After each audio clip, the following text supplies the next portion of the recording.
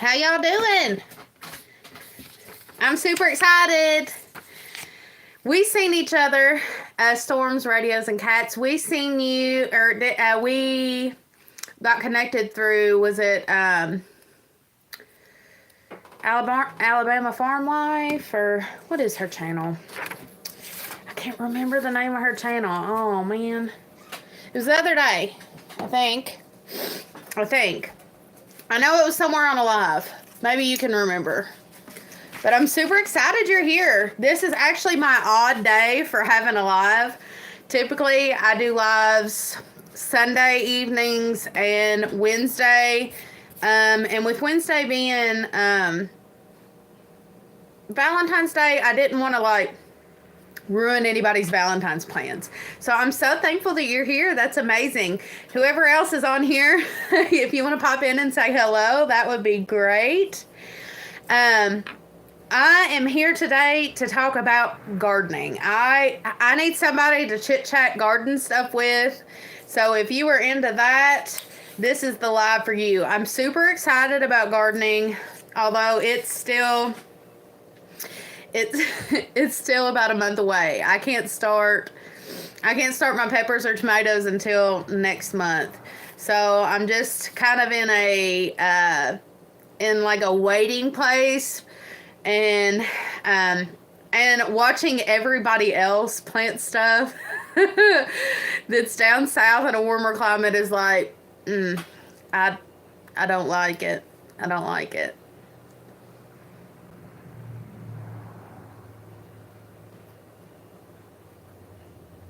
Yeah, it is. It's what is your all's temperature? I don't know what it is right now, but when we headed back from the farm, I think it said it was 27 degrees. So that's a little bit chilly. We've had colder, but I think it's the major drop. That's what me and my husband were talking about. Hello from West Virginia. You're not far from us. That's neat. Hello. How are you doing? I think it was the drop for us, and they experienced it probably in West Virginia too. It being like 50 is same here, yeah, being around 50, and then just that dramatic drop, all of a sudden was just a wee bit much, in my opinion. But hold on, sorry, I had to turn my light up. It was a wee bit much for me, but it is what it is. I mean, what can we expect in February? You can't really expect anything less than, excuse me, than the snow to hit.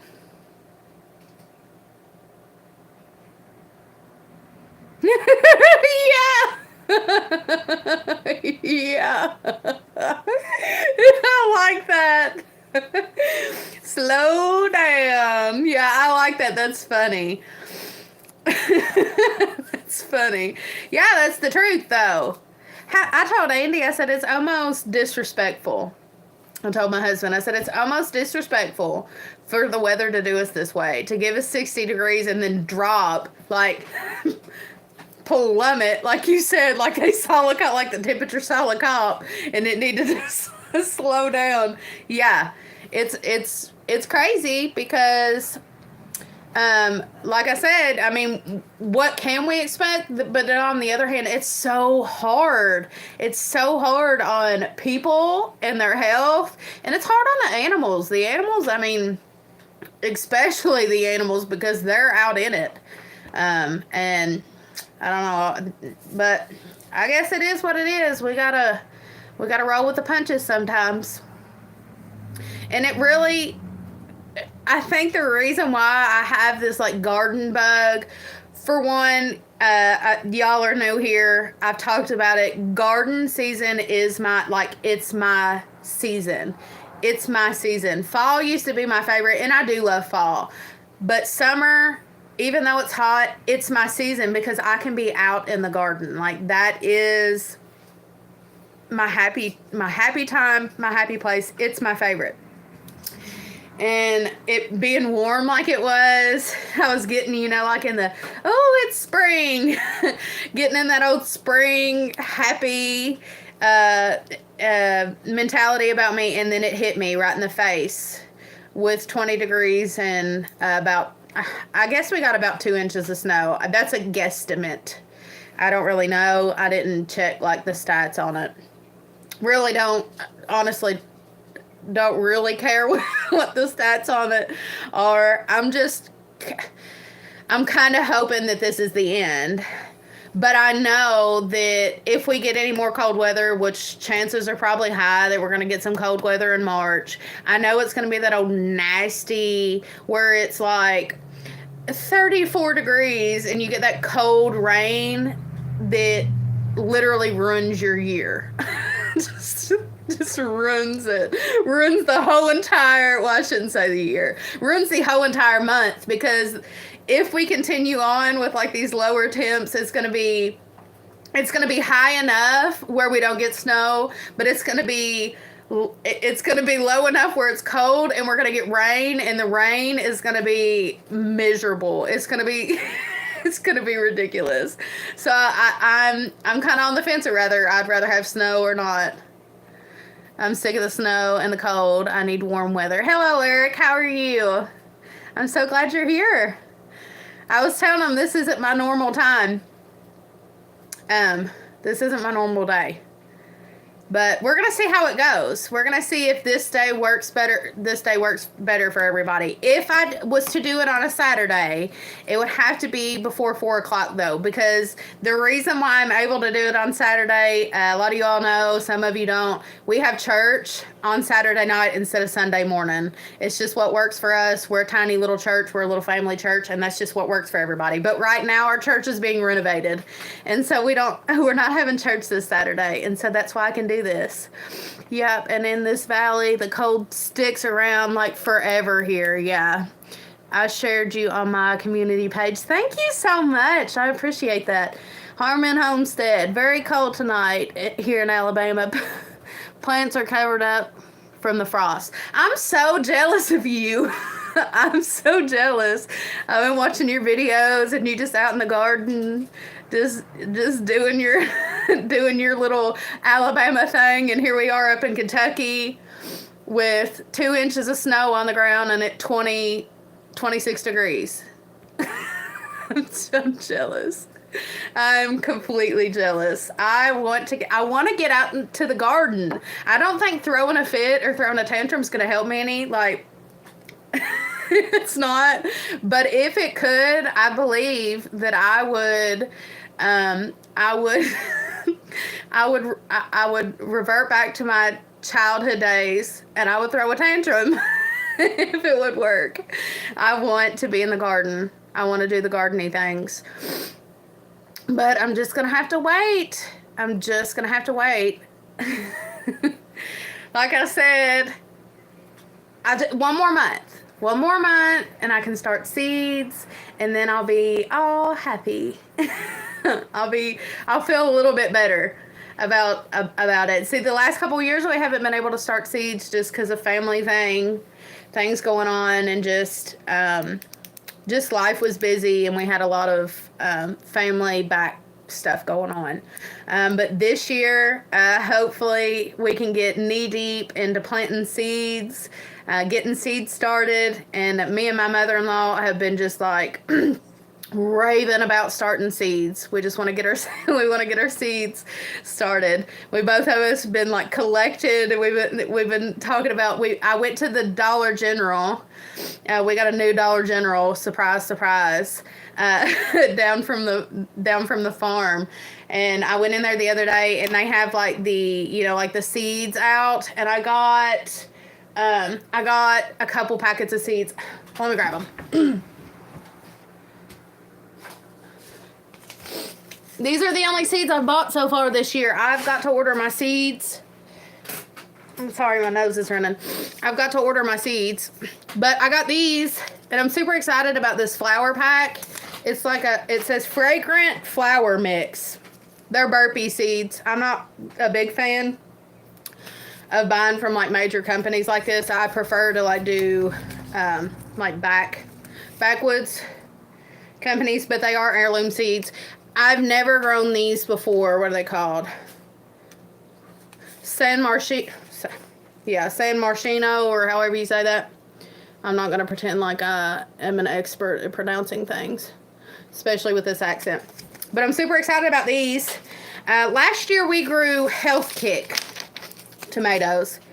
And like I said, we weren't able to start anything from seed because of family things. And so I stopped at a local greenhouse. We have amazing local greenhouses around here. And anybody that comes this new that I talk to that are in this area or moved to this area recently, I always tell them where the greenhouses are. But we have amazing local greenhouses that have great prices on their plants, and so it's not a total loss when we don't get to start plants from seed, and I don't feel bad about it. There's their aroma, their aroma, so they will be canned. Can you kind of see them? They're like a long oblong shape, and from what I understand, the San Marchino or whatever, I'll just spell it for you. SanMarzano, are like compared to the Amish paste. And that's the thing, is I have been wanting to get my hands on some Amish paste and really wanting to grow Amish paste.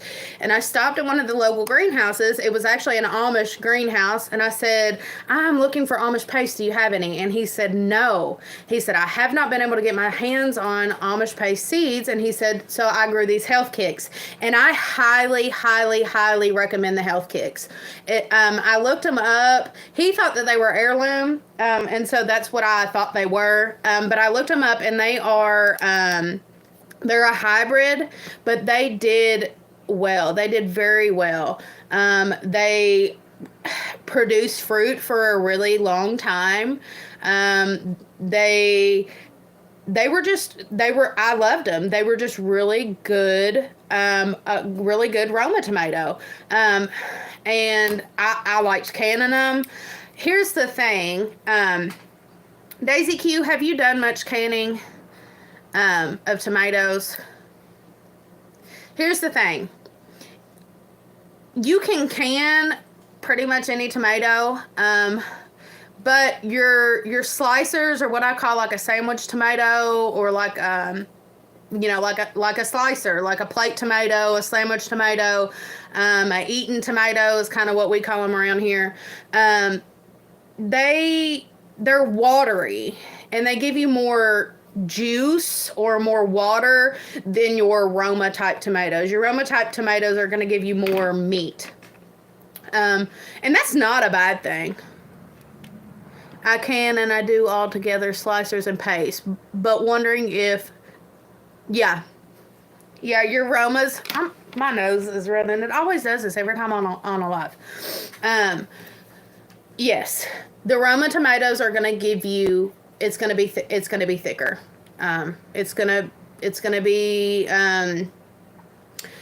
less watery. They're honestly a lot easier to handle. I've done both. I enjoy the Roma tomatoes better, the Roma type tomatoes better.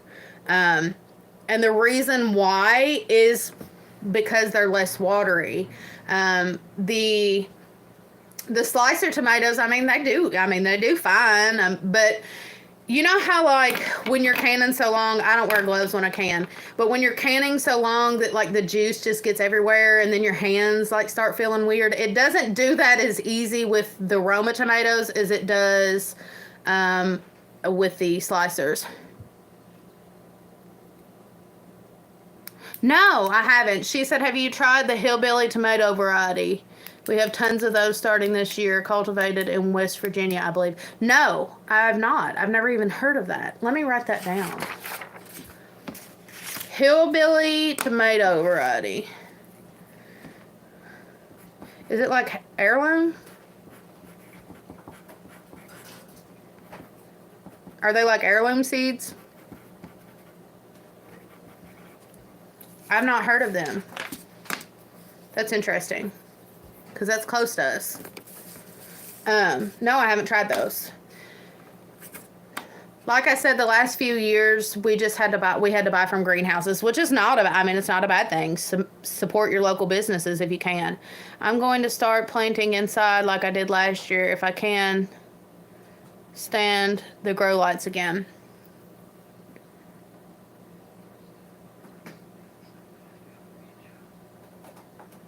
It's just the tomato that naturally grows in Jimmy's backyard. They're small. Uh, yes, heirloom. I know you can get them in my gardener. Okay. Okay. I've never heard of them. Well, are they like a slicer? Like we're talking about like a plate tomato?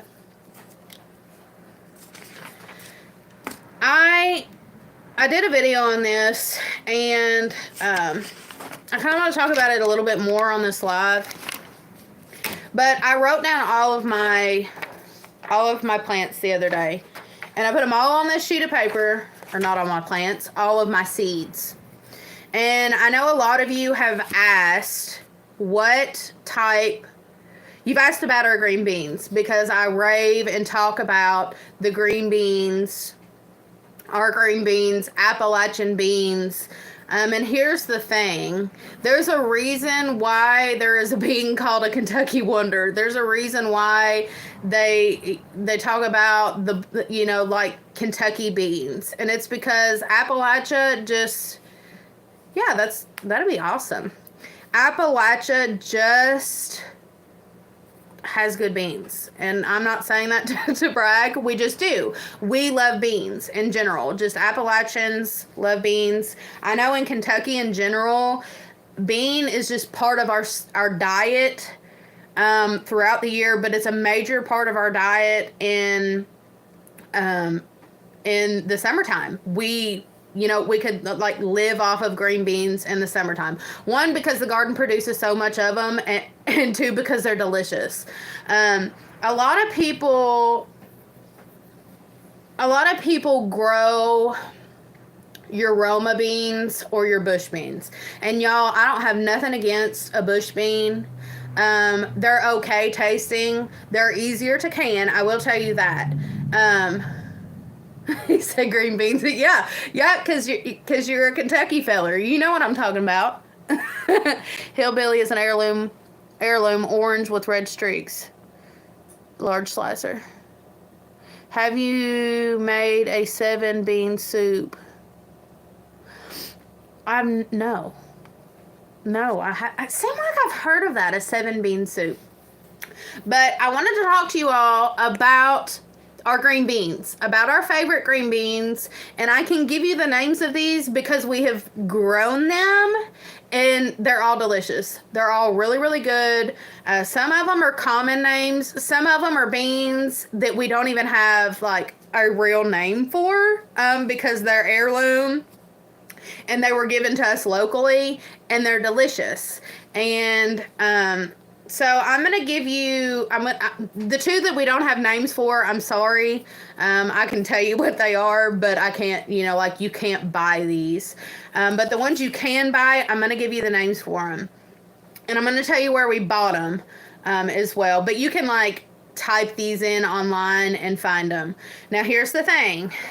Appalachian beans, these beans, the beans that I'm talking about, are climbing beans. And there's a misconception that climbing beans are like a hard bean to grow. I moved to well, see, you've been here long enough. You've been here long enough that you have tasted. Yeah, see, you said it's home to you. You have tasted the Kentucky green bean and you are hooked.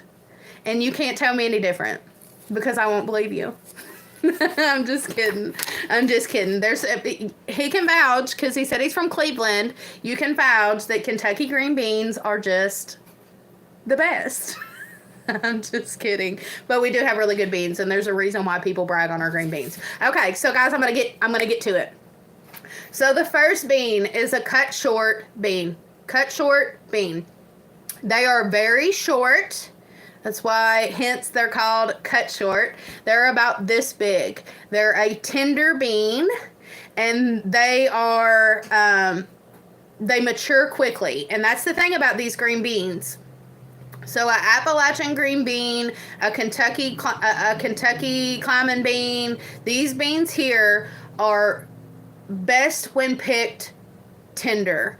You don't want these beans to get tough. You don't want them to get tough, and you'll know when they get tough because when you break them, they'll kind of they make a noise. They make like a noise, and they rip like paper. So, like, here's my paper. They fray. Do you see how this is frayed? You don't want these beans to get like that. You want these beans at a tender size. So the cut or the tender look. Look. The bean comes on, and some of them are going to get a little bit longer, and I'll talk about the ones that get a little bit longer. But you gotta watch these beans. But all that to say that these beans are not hard to grow. They're not hard to process. I think a lot of people have the misconception that like it's super hard to process the beans that have strings in them. But guys, it's worth it. It's worth the taste. And really, it's not that bad. It's an extra step, but I mean, it's an extra step. So there's nothing, it's not that bad. So anyways, let me get to the list. So the first ones are the cut short. The cut short beans are about this long. They only get about that long when they're fully, ready to pick. They're delicious. The next ones are white greasy beans. And a lot of people have heard of the greasy back beans or greasy beans. We call them greasy back bean. And these are the ones that you're not going to be able to look them up and say white greasy beans because these don't actually have a name. They were given to us by our elderly neighbor when we very first started gardening years ago. Lakin was a baby. And so he gave us these beans. He didn't even know. They were so old that he didn't even know if they would produce or not. We planted them. Oh, man, and they're delicious. They are my favorite bean. I wish that I could, be able to say you can go to www. and get these, but you can't. I don't know the name of them. They're a no-name bean. We just call them the white greasy bean because the seed is white inside. The second is the brown greasy bean or the court day greasy bean. These were also given to us, and you're not going to be able to find them under brown greasy bean or brown greasy back bean or court day bean. You're not going to be able to find them, but you can type in on one of on your heirloom seed sites, and you should be able to find just greasy back beans. And if you can find a greasy back bean that has a white seed or a white bean inside, I highly recommend them. They're delicious. The third one is the fourth one is the turkey crawl bean. Turkey crawl bean is white half runner bean. Yeah, that's on my list too. The turkey crawl bean is an Appalachian bean. It's a southern bean. They're beautiful. These beans are the actual bean inside is beautiful. And they're good. They're actually my father-in-law's favorite bean, the turkey crawl. And my husband likes them pretty well too. They're not my favorite, but like I said, my favorite are the greasy back beans. There's something about a greasy back bean that I love. I love them. The next one on the list is the white half runners, and you can get those in the store locally. Should be able to get them in the store locally. At least around here, you should, or you should be able to find them online. They're pretty easy to find. Half runner beans. Let me see. The next one is rattlesnake. Rattlesnake beans are beautiful. They're beautiful when they're on the vine. Their blooms that come up before the bean comes out is gorgeous. So if you just want a gorgeous bean in the garden, these are wonderful for that. They also have a wonderful taste. They're also very unique looking. So they get about this long. They can get tough very quickly. So you do have to kind of stay on them and check them pretty frequently. But if you're a gardener, you're probably out in the garden every day anyway. So just check your bean and see if it's tough or not. Now they're going to get about this long, and they're going to be green and have purpley stripes on them, and hence the rattlesnake. They're also an Appalachian bean, and they're wonderful. Now when you put them in the pot, you break them, you string them, you put them in the pot, and those purple spots on them go away. The next one is non-tough half runner bean, or a are they called? Not, I think they're called non-tough half runner bean. I just wrote non-tough. These are wonderful beans as well, and they get their name non-tough because they're a tender bean. They're also a smaller bean, and they get, I can't get my finger to the right size, but they get a little bit more round, and they kind of get a bigger bean inside of them. So, and the next one is Josephine Jackson. Josephine Jackson kind of reminds me of just like a white half runner bean. They kind of just remind me of a half runner in general. And they're a really, really good bean as well. Last year we grew non-tough and Josephine Jackson because that was what we had the least amount of seeds of. So we save our bean seeds, but the last couple years, the beans just didn't do really well. Last year was because we went on vacation right as the beans were at peak. And then the year before that, we had a drought, I believe. No, it was wet. It was either a drought or really, really wet. Anyways, it had to do with the weather, and it messed up the beans. But most of these you can find. So the Josephine Jacksons you can find online. The non-tough half runners you can find online. The rattlesnake beans you can find online. Turkey crawl beans you can find online. And the cut shorts you can find online as well. One place that I always recommend, and they have a free catalog, is Seed Saver. Seed Saver is, I recommend them because they are heirloom seeds. They are not one single large company. They are multiple farmers, multiple people, multiple gardeners coming together, saving seeds, and then just kind of, like shipping the seeds to where they need to go. And so I recommend that. I recommend them. I can't recommend them enough. We've ordered seeds from them before, and they're wonderful. And so the name of them is Seed Saver. My mother-in-law has my magazine now. She has my catalog now. So I can't show you, but they do have a free catalog. You can get on Seed Saver. Is it www.seedsaver.org? You should just be able to type in Seed Saver online, and it'll direct you. Let me see what we've said here. Do any of these use just the bean inside? It's the whole pod. It's the whole pod. It's the whole pod. It's not, it's not like the actual bean inside. I've never actually, it's not like a pinto bean. Now, that would be interesting though to try if you could do like a pinto bean, or what we call like a soup bean, which is a pinto bean here. Just to see if they'd make a good soup. I don't know. I've never tried it. But these are all, the ones that I just named are all climbing beans. They all have strings. They're all more of like a pick when it's tender. You don't want to let these get tough.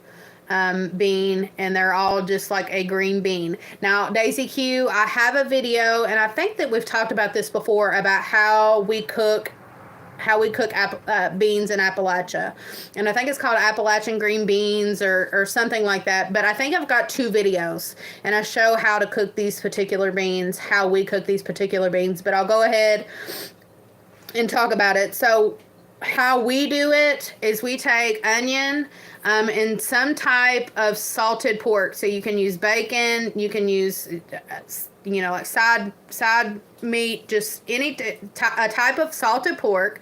Bacon works perfectly fine. You will have to salt it a little bit more with bacon than you would with like a slice of salted pork. You can use ham. We don't typically use ham, but some people do. And what you do is you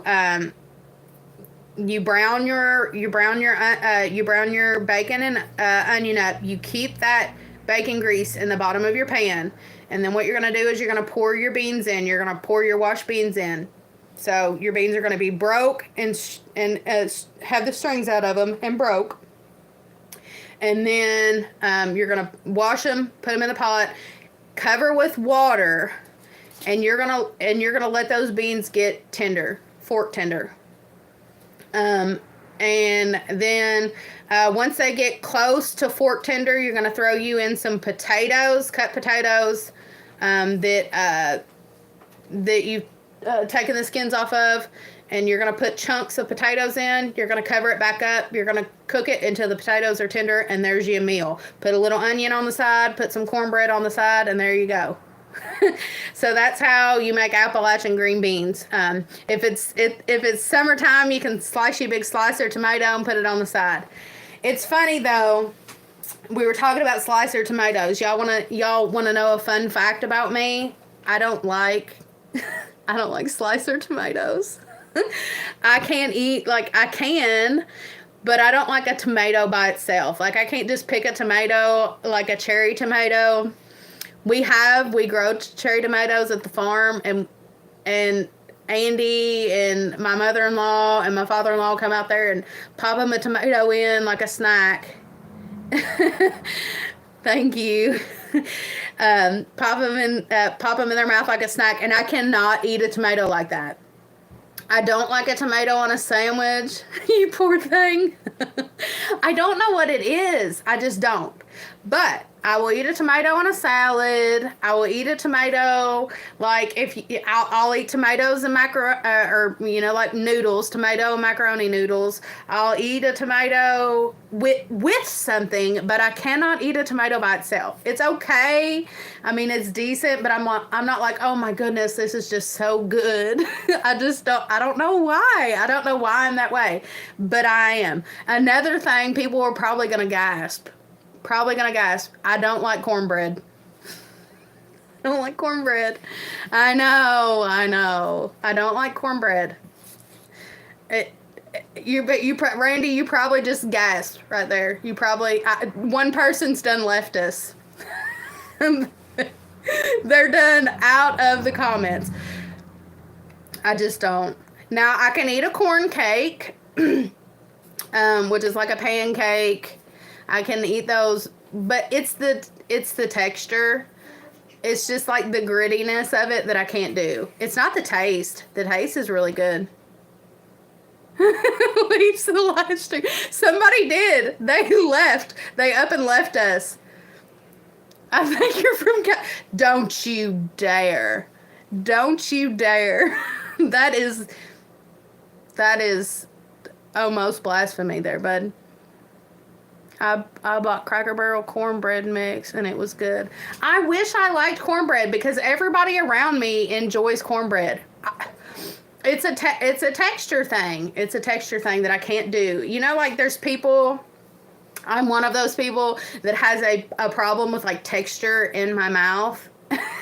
I'm willing to try most things. I say this on a lot of lives. I'm willing to try. Hello, Chas. I'm willing to try most things.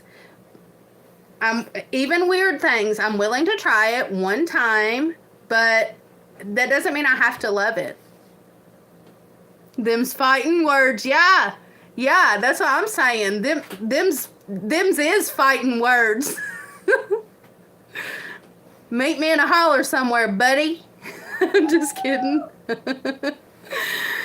Let me see. Them's fighting words. Ain't no Cali girls in Kentucky. That's facts. Actually, it's not facts. My neighbors growing up were from California. But they ate cornbread. They ate cornbread. It's just me. I don't know why. I don't know why. I don't know why, y'all. So I was talking about my recommendations on the beans. I want to know what you all are growing this year that either you're super excited about growing or that you love to grow, you grow it every year. I want to know what your recommendations are. I want to spread the good information out there. Let me see. I know you know how to make it for your family. Yes. Yeah. Uh, well, bless their hearts. Yeah. Yeah. I don't know why. I don't know why. I don't know why I am the way I am. Lord just made me that way. He just made me that way. Then eat your cornbread. Randy. I told you I could eat a corn cake. I just can't eat that big old piece of it's gritty. Cornbread is gritty and dry. And you can't tell me any other. I will not believe I will not believe it in any other way. Cornbread is gritty and dry. And so when it touches your mouth, it's like sandpaper. It's like sandpaper. The taste is fine. It's not the taste. It really isn't. It's the texture. It's the gritty, dry, sandpapery, 20 grit running through my mouth and down my throat that I can't take. I like cornbread best fried with butter on it. Yeah, see, Chastity doesn't. Do you know what I'm talking about, Chastity? Like corn cakes, where it's like a pancake. You pour it on the pan. That is okay. I can eat it like that. But cornbread is just not my favorite, and I can't make it that way. I wish that I was different when it came to cornbread, because when I tell people I don't like cornbread, they look at me like, you're crazy. Are you even from Appalachia? Make cornbread and meatloaf instead of bread. Wow, that's a new tip.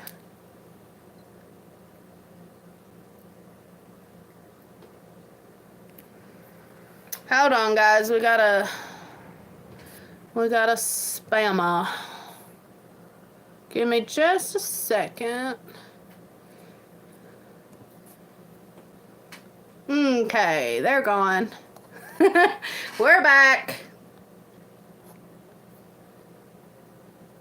Chastity, have you ever heard of that? Using cornbread instead of bread crumbles?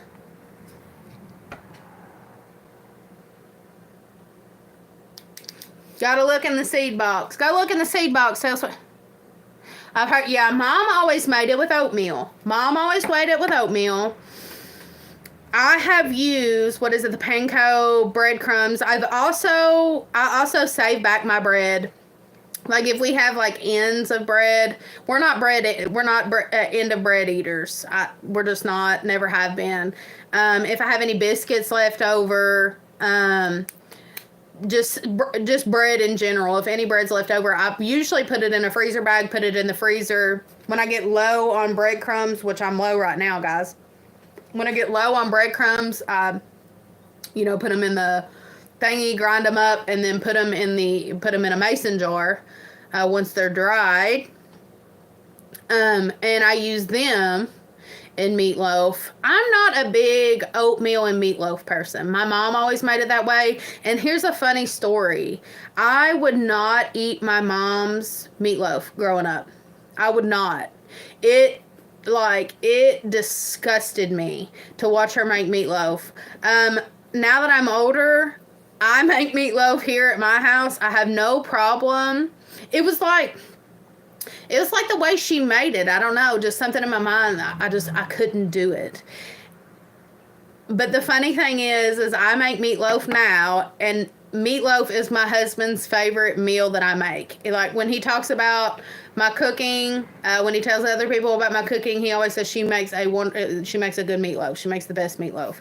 And I love meatloaf now. I love my meatloaf. I cannot eat my mom's meatloaf. Which is crazy. I'm the sky, Daisy Q, the sky is the limit for me when it comes to dehydrating. I want to, everything I see, I want to dehydrate. Somebody gave us some bananas the other day, and it took everything in my willpower not to dehydrate those bananas. Because everybody wanted to eat them, and we've ate the fire out of those bananas. It took everything in me not to want to dehydrate those tomatoes. I want to dehydrate garlic. I want to dehydrate onions for sure, because we use garlic powder and onion powder like crazy. I've talked about it before, but we hang our peppers. Well, I've got peppers dehydrating in this that have been just dehydrating in this bowl since summer. And so I've got a bunch of naturally dehydrated peppers, but I want to dehydrate peppers. I have bags in the freezer. The freezer's over here, so I'm pointing over there. I have bags in the freezer of peppers that need dehydrated. But definitely peppers, definitely onions, definitely garlic. I want to do more fruits.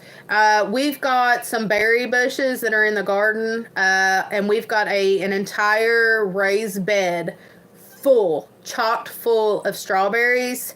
And then we have a raised bed at the farm that has maybe blackberries and raspberries, or raspberries. We had to pull one of the blueberry plants up because it got a fungus on it from the soil that we got. It was too sandy. It caused too much moisture, and it caused like a fungus or a mold to get on the blueberry plant. So we pulled it up before it could contaminate any of the rest of the plants. So I'm hoping, good Lord willing, that he will give us, the plants will give us some berries, and I want to dehydrate strawberries, and that's going to be my goals. But the sky is the limit for me when it comes to dehydrating. I'm ready to have that dehydrator just running. I'm super, super, super duper excited about that dehydrator. And my mom gave me a birthday present the other day, and she gave me an apple peeler. And so I'm excited to get my hands on some apples in the fall. I'm going to use that peeler. You can use it for like potatoes, and that's something else. Potatoes. I want to dehydrate some potatoes and maybe like make healthy potato chips. We'll see how that goes. But there's a million things I want to do with it. And if anybody on here has a dehydrator and has suggestions of their favorite thing to dehydrate, I'm totally down for it. Our chickens are picking up on laying, especially where it's been warm. They're picking up on laying, and we have been getting eggs, and I am throwing around the idea of dehydrating eggs. You can use parchment, opening my pop. You can use parchment paper and put it in your trays, but they also make like a liquid tray thing that goes down in your regular trays when you dehydrate. And people have dehydrated eggs, and what they do is that they get it into like a powder, or you can do like chunks of like scrambled eggs. I don't know if I would enjoy dehydrated scrambled eggs, but they do like a powder, and then like say you want to make like pancakes or like anything that has egg in it, like your like brownie mix or pancakes, or I don't know what, cake mix, or anything like that like you put an egg in. You can use that egg powder for that, which like in the wintertime, we've had kind of a lull in eggs. Like they took just a short break. So like if you have, just a small amount of chickens and you have a lull in eggs in the wintertime, and, like in the wintertime, we're making all kinds of desserts, and you don't have your eggs, and store-bought eggs don't have no taste. And so I mean, if you need to get store-bought eggs, I ain't looking down on nobody, but store-bought eggs, have no taste. And so I don't like getting store-bought eggs if I don't have to. Thank God, I don't think we have. I don't think we've had to buy store-bought eggs. Maybe one time we had to buy store-bought eggs. But yeah, I thought that was interesting. But in the wintertime, say you have, a low amount of chickens, you can dehydrate your eggs, and say you want to make brownies or pancakes or cake or whatever that you're going to put eggs in. You can reconcentrate them eggs, I guess, and put that egg powder in it. And y'all have to look it up because I'm not an expert on this. That would be awesome. Yeah. Yeah, they're so expensive. Yeah, if we were to ever get a freeze dryer, we'd have to save up for it. Or somebody would have to go in with us. Thank God I have the mother-in-law that I do, and she, and my mom as well. They feed into my my canning and food preservation addiction. It's not an addiction, but they feed into that. And they feed into my hobby. It's not an addiction. I'm not addicted to it, but I do love food, and I do love preserving food. I love to eat, and so, and the more that we can preserve here at home is the less we have to buy out. And there's nothing, I mean, there's nothing wrong with that. There's nothing wrong with preserving your own food. And so, and it's better. It tastes better. It's better for you in general. And I'm not saying, that I'm better than you because I know how to preserve food or whatever. I hope that people understand that, because I do not look down on anybody for buying their food in the grocery store, because we still buy food in the grocery store. We don't make 100% we don't create or make or have or put up 100% of our food. We can't live off of 100% of what we create on the farm. I'd love to have that goal. That's a wonderful goal to have. I'm working towards that goal, but we're not there yet. And so I'm not judging anybody that can't or that doesn't want to. I'm not judging you for that either. So I want to make that clear. But it tastes better. And so in order for us to have like a freeze dryer or something, we would have to go in like halvesies, or multiple of us deciding on one. I was actually, after church, I was talking to my husband's cousin the other day, and we were talking about my dehydrator, and her husband stepped up and said, "Have you seen the freeze dryer at Tractor Supply, our local Tractor Supply, or one of them around here?" He said they've got one that's like the size of a dryer. And I said, yeah, they're really big, and they're really expensive too. Okay, bean list: Blue Lake, Tender Green, Kentucky Wonder, Pinto, and I thought there was one more, but it's not in the box. I think it would be cool to grow pinto. As much as we eat pinto beans, we've never grown pinto beans. Why haven't we not grown pinto beans? We've never growed them.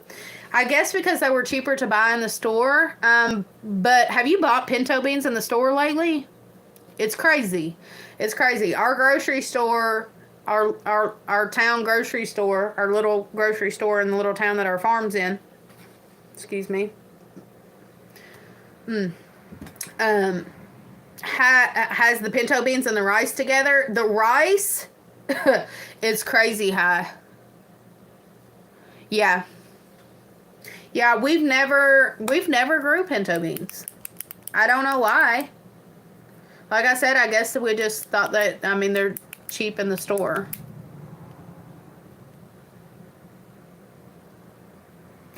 Really?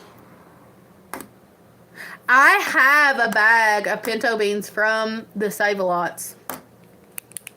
I have a mason jar that has pinto beans in them that was way back in the pantry, and God forbid I forgot them. I forgot about them, which I don't think they're gonna go bad, but they're out of date. They're like, I've got that many. Maybe we could plant those. I'm gonna take your word for it. I'm gonna take your word for it that it's gonna work. It's all gonna depend on you. I'm just kidding. But that is, we've bought store-bought potatoes, and people thought we were nuts. We had store-bought potatoes one time that went bad really quick. And this is years ago. This is probably 4, 5-ish years ago. And we bought store-bought potatoes that went bad really quick. And they started getting eyes on them. And it was right at planting time. And I told Andy, I said, I wonder if we could plant those potatoes. And we asked my father-in-law, and I was like, I wonder if we could plant the potatoes. And he's like, I don't know. They probably would get... They grew. They grew, and they were probably our best potatoes we'd ever grown. So, ain't nothing wrong. Ain't nothing wrong with buying store-bought stuff and trying to see if it works. If you're going to buy it and it's going to go bad on you, especially quickly, try to find another use for it. Yeah. Yep. I just waited until they dried out and picked them and then used them. So, do you let the pod dry on the plant? Never grew them, so you'll have to talk me through it, Daisy Q.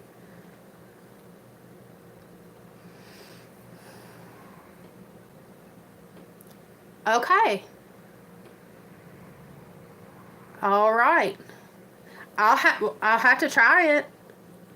We have a few experimental places on the farm that's not like attached to our like half-acre garden that we have, like that we've used for like composting our hay and our poop, our rabbit manure and chicken manure and stuff. I just pile it up, and we have a few hay piles, and I think I'm just going to plant random stuff and just see how it does in there. Because we don't want to put the hay, like fresh hay that we piled up in the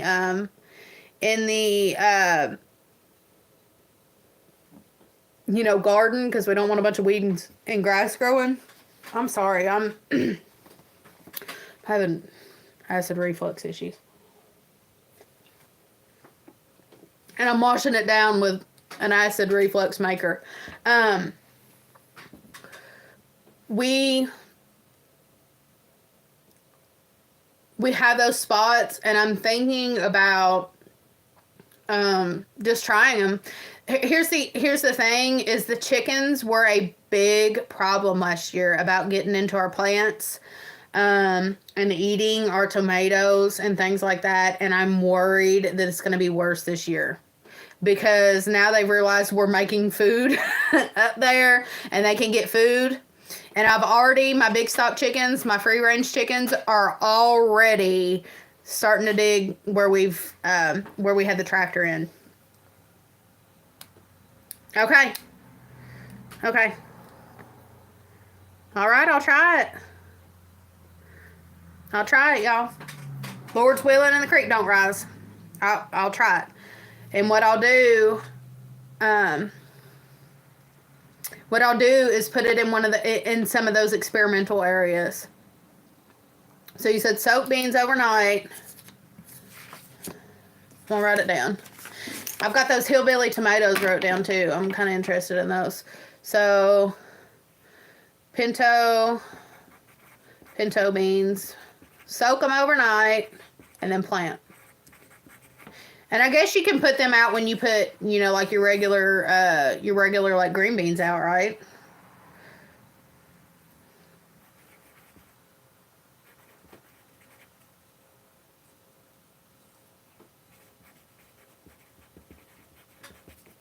Okay. Y'all talk me into it now. Y'all want a video on it? Maybe I'll call y'all out on a video and say they made me do it. That'd be really cool though, guys. I'm wondering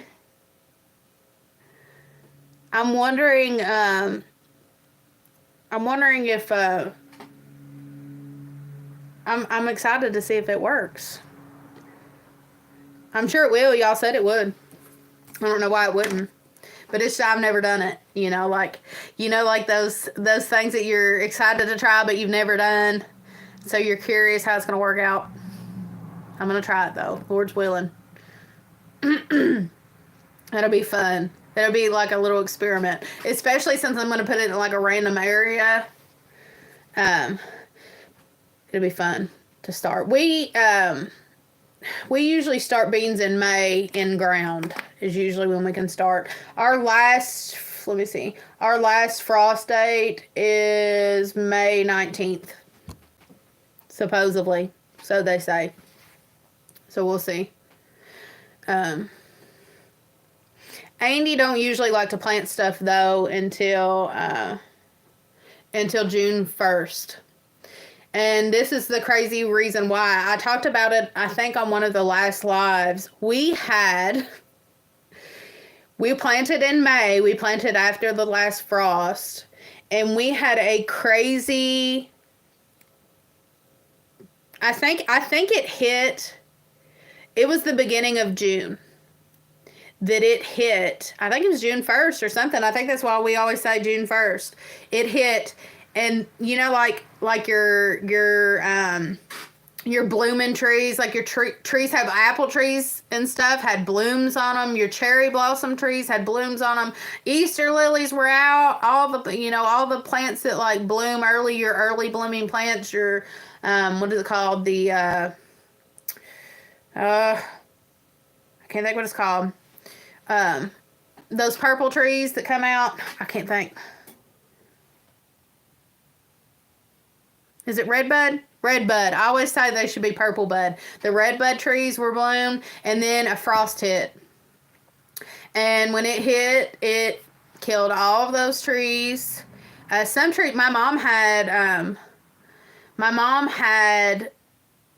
She had cherry blossom trees. She had 3 in a row in the back of her yard, and that frost hit, and it killed the trees. It wasn't just like a small frost either. It was like a heavy frost, and I think it was bad.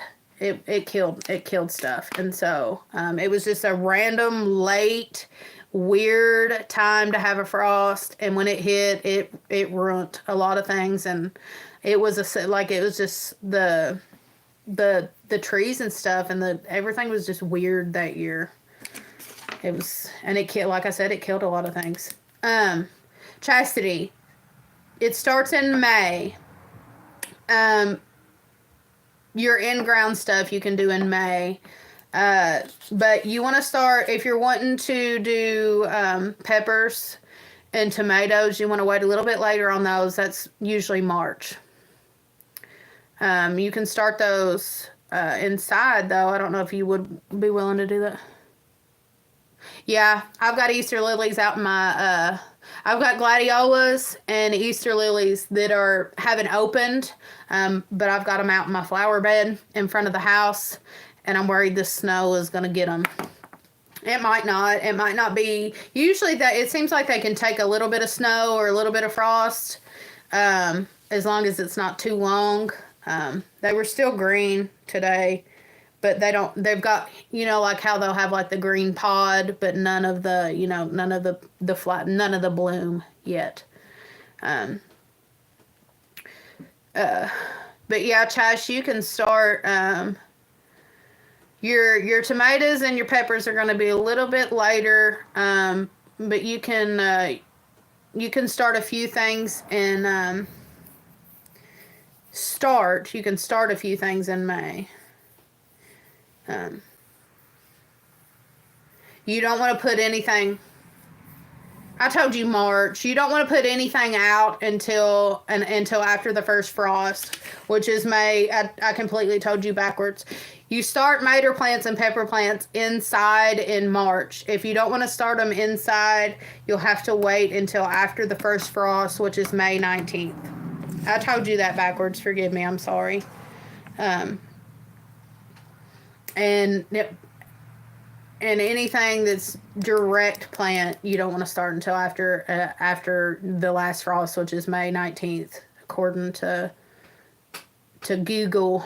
That's what Google said. So your beans, if you're going to grow any beans or corn, you're going to want to direct plant in the ground in May. Also cucumbers and stuff like that. So that's for us. That's just for our area, Chas. And you can usually go, our Kentucky people on here, do you have this experience with, hey, how are you?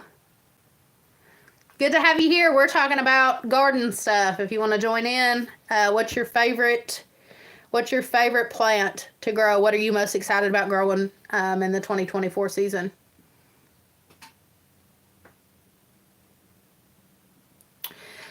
Okay, here. This is my problem, Daisy Q, and I'm extremely nervous about this. I'm extremely nervous about this. What I was saying before is what I was saying before is you can my Kentucky people, is your experience that you usually can go to about November. I think that our first frost date was October 1st, is what they're saying. I believe. I accidentally did not write. I wrote the day down. I wrote the date. I did not write the month. And so I have no clue what month it is. But in my experience, we've been able to do it all the way up to November. I have been able to go out in November before the frost and at least get tomatoes and peppers in November. Is that everybody else's experience here in Kentucky? I'm curious about that. Okay, Daisy Q, we are doing, right now, I'm adding manure to the garden when I have time. Rabbit manure, chicken manure, and horse manure to the garden. I don't want to add a bunch of horse manure. I'm going to talk to Andy about it because I haven't really talked to him about it. But we might have to. And the reason why I don't want to add a bunch of horse manure is because the manure that we have that's horse manure has got a lot of hay in it. And we had a problem with weeds last year, and the weeds probably would have been a lot worse if we weren't in the middle of a drought, like we were all summer. And I know a lot of people experienced the drought. But it was a chore trying to get the weeds out of the garden. I hate a weedy garden. To me, it takes away from the beauty of the garden. And of course, y'all know I love being out in the garden. I love working in the garden. So it's not really the work of doing it. I hate the way it looks. It just makes the garden look unkept. That's my opinion. If you don't go out and weed your garden, then, it's your garden. So you can do whatever you want. But my garden, I hate weeds in it. Not that there ain't weeds. Not that they don't come up. Not that the garden don't completely take over my weeds. Not that our poor little watermelon and cucumber or cantaloupe plants last year were just absolutely covered in weeds and grass because we could not get in there because it was so tight. It happens. But it is what it is. But we are going to add the rabbit manure, the chicken manure. This is what I was talking about that makes me nervous. Where we had the tractor in there and we tilled up, that was not my decision. I did a video on that, the tractor coming in there. I am worried that the tractor coming in and tilling is going to, all the work that we did is going to pull up that clay, and it's going to be a mess, and we're going to be starting from scratch. Like I said, that wasn't my decision to do that, but it's not my property. I am just using it to farm on. It's not my property, and my father-in-law wanted to do it, and so it's his land, so he did it. But I'm nervous that it's caused a setback, but we'll see. Definitely going to be adding, like I said, manure. We're probably going to have to do quite a bit of fertilize, even more because we expanded the garden on multiple sides. We expanded the garden long ways. We expanded the garden in width, and so, like I've said before, we've got that old nasty clay soil that's hard to grow in. That you have to amend anyways. And so we're just going to be chugging away and doing as best we can to add as much vitamins and nutrition to the soil as we can. We're just going to work with what we got, and we're going to see how it does. If it produces food, then the good Lord shine upon us. I have new strawberry plants that were given to me last spring from Where to Begin Homestead. They seem to be fine for their new first winter after she sent them. That's amazing. I am here to encourage you, Chaz. If you need any help, holler at me. Okay, let's see. Heck yeah, I've got a market garden up in Jersey. Awesome. Want to get my royal purple beans going again. Dragon tongue beans. I have heard of dragon tongue beans. They remind me a lot of rattlesnake beans, and we were talking about rattlesnake beans in the beginning. They are on my list of favorites. Rattlesnake beans are. Yes, November here as well. Yeah, I'm thinking November. I'm thinking that when I got online, you might be able to correct me there. When I got online, I was thinking it said October. Might be completely wrong, but I've always told everybody I've been able to pick up into November. Even late November, I've even been able to pick up into after Thanksgiving. So it just depends on the year. But definitely November I found is it's nothing to go out there and pick a tomato or a pepper.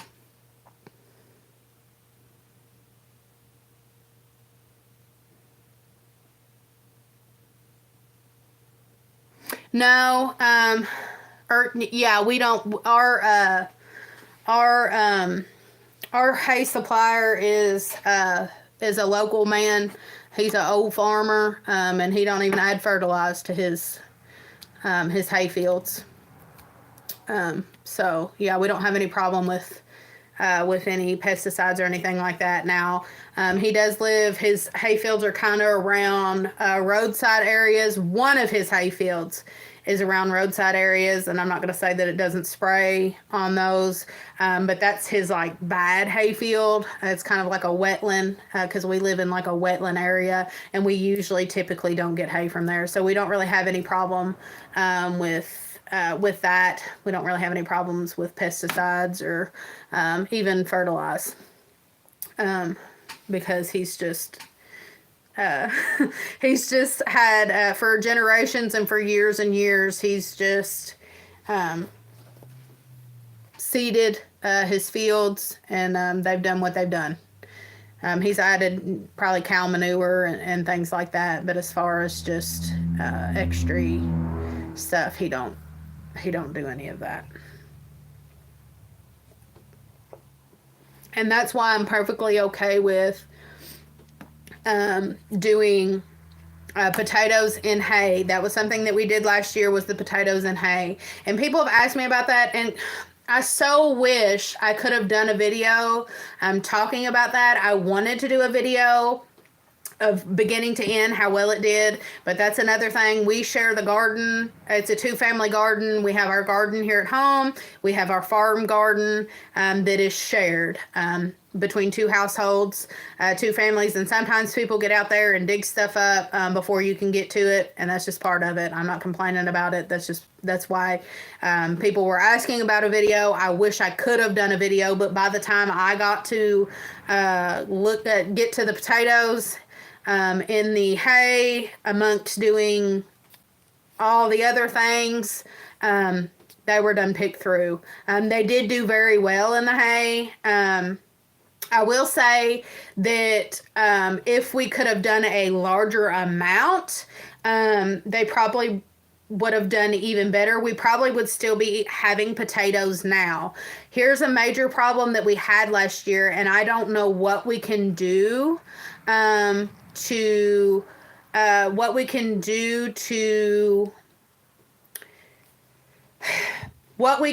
prevent this.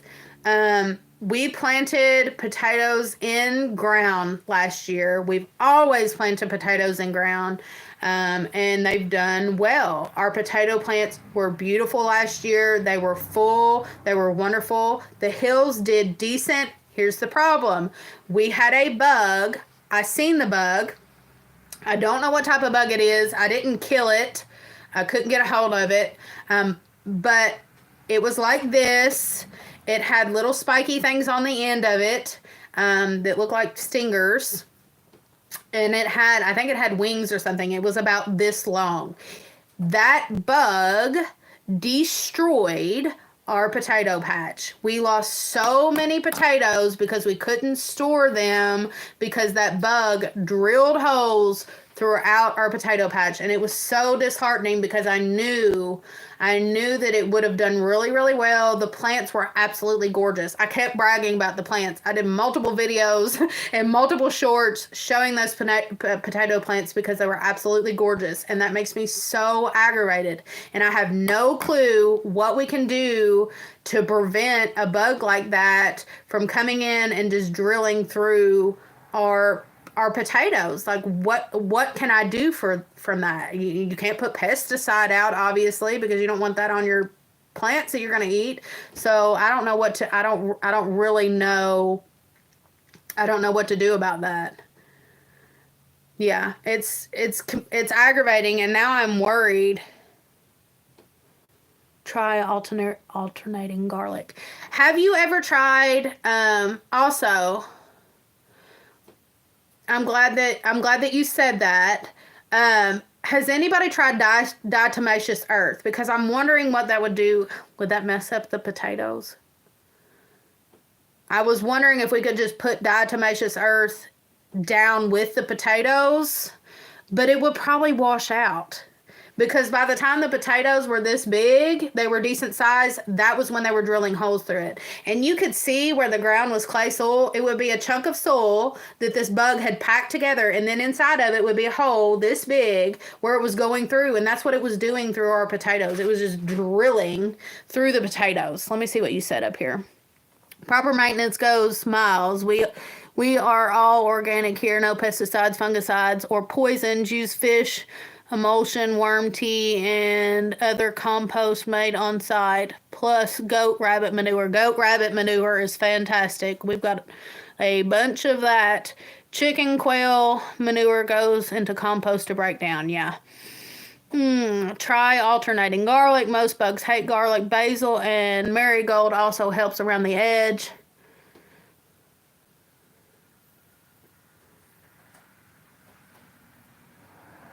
Okay. So you think that, here's the thing, and I'm honestly asking this because I really, I don't know. I do not know. I've never had this problem. Do you think putting diatomaceous earth in the ground with the potato, like when we cut the eye off, putting the diatomaceous earth in the ground with the potato is going to do anything, or do you think it's just going to wash out? Because the actual bug did not eat the plant. It waited until after the plant was dead, and it ate the potato. So that's my problem. And I'm thinking that if we did diatomaceous earth in the ground, it's just going to wash out and it's not going to make any difference. Let me see. No, it will still help with the soil and fight off. Okay, the invasive bugs. Also, primantis are great for fighting off invasive bugs. So if you can find one, there was actually one on the rose bush last year, maybe two, or two. Put them in there with the taters. Okay, all right. We've never had this. I did that video, and I was just, it hurt. It hurt.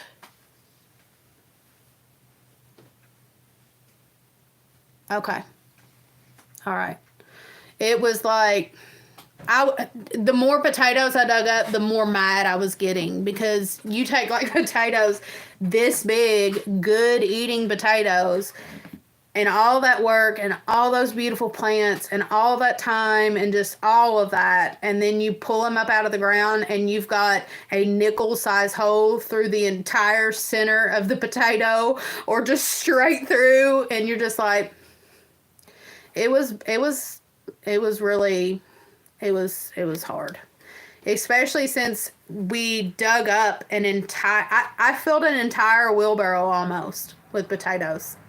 And we tried to eat but you can't store a potato that has a hole in it. Like, we tried to eat, those first, but it was disheartening. Okay. Yeah, I figured they would probably enjoy the plant. They would probably enjoy the plant. I think another major problem that we're gonna have is that our chickens are free range this year. And I've done told Andy it's gonna be a booger. Trying to keep them out of the garden. Especially since we free range our baby chicks too. And since we raise if you're not familiar with our channel, we raise over 100 chickens. We counted them the other day. We have 152 chickens on our farm right now. And it's not even chick season. It's not even spring. And we free range our chickens. And so it's going to be a booger keeping those chickens out of the garden this year. And I mean, do you fence in an entire half of the acre just to keep the chickens out of it? Or do you just let them eat? I don't know. We'll have to see what happens. We'll have to see. I feel like it's going to be a problem. I'm probably getting myself into trouble even saying that. I've probably jinxed myself by saying it, but I know what it's going to be probably. They were in it all summer. They dug up my potatoes that was in the hay, and they ate a lot of tomatoes. I think I rounded it up to like over 80 tomatoes them chickens devoured. I did an entire video on it too because we were trying to figure out what was eating them, and everybody said it's probably a tarpon come in there and got your tomatoes. And I thought, oh well, it was, y'all were probably right, it's probably a tarpon because it was just grabbing those lower ones. Well, then it kept happening, and then we started seeing chickens coming out of the garden and like big flocks that see us coming and come out after they had done demolished our tomatoes.